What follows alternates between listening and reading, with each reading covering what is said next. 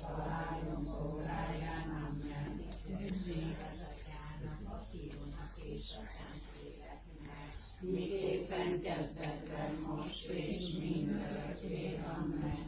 Ó Jézusom, bocsáss meg bűneinket, ments meg minket a pokol bűzétől, vezess a mennyországba a lelkeket, különösen azokba, akik a legjobban rászorulnak irgalmadra. Adj Uram, örök nyugodalmat neki, és az örök világosság kényességét neki, békességben, amen.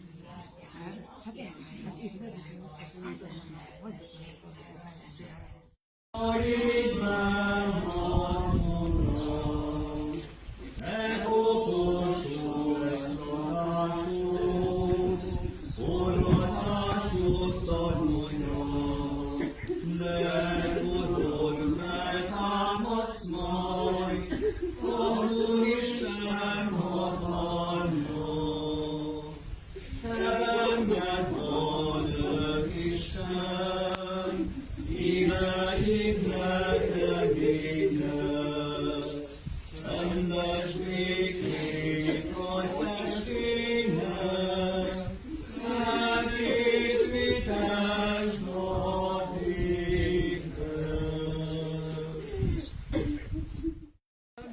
Légy a holtnak éltetője, add meg néki Nem kell ott belőlük negyedsen. Könyörögünk, Urunk Jézus Krisztus, Te 3 napon át a sírba nyugodtál, és ezzel megszentölted híveid sírját. Ezért a sírba tétel számunkra nem csak a test temetése, hanem a feltámadás reményének növelése is. Add, hogy Gyuljon a testvérünk, akit most eltemetünk, békességben nyugodik mindaddig, amíg majd életre kelted a feltámadás napján, mert Te vagy a feltámadás is az élet. Engedd, hogy a mennyei örök világosságot a Te tündöklő arcodon lássa meg, aki élsz és uralkodol mindörökkön örökké. Amen.